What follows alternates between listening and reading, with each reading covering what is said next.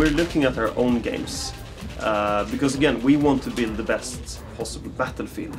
And if you start looking too much at everyone else, you kind of start building what they're building, and we don't want that. We want to create a great Battlefield experience, and based on our own values, based on our own kind of vision, rather than looking at different market groups and doing interviews and asking people what they want. That's not how you create something that is market leading, because then you would aim towards something that someone already seen. I think that is the biggest challenge. And I think it's about not looking at the competition, not trying to mimic what the competition is doing, but try to focus on your own vision. And what we did was that we sat down and said, where do we want to be in 5 years? Rather than saying, what did we just do, how can we make it better? We actually try to have a real vision on where we want to be.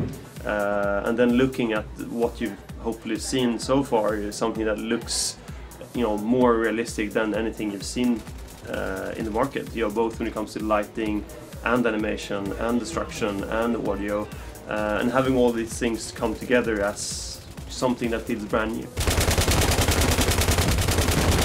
You shouldn't try to build single player in multiplayer or vice versa. You should have single player being the narrative directed experience. Multiplayer should be the sandbox, do whatever you want, pull any cards you can find, whatever you can see you can blow up, the whole the spectacle of war.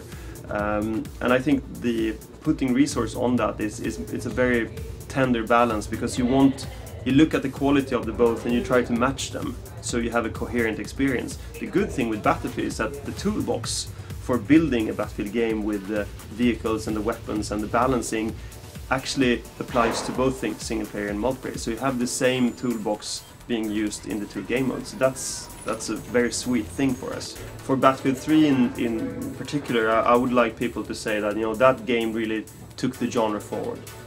It's not just a small step or an iteration, it's a big stride into the next generation. It's the first game of the next generation. That I would like people to feel that we did something for the industry rather than just for the first-person shooters.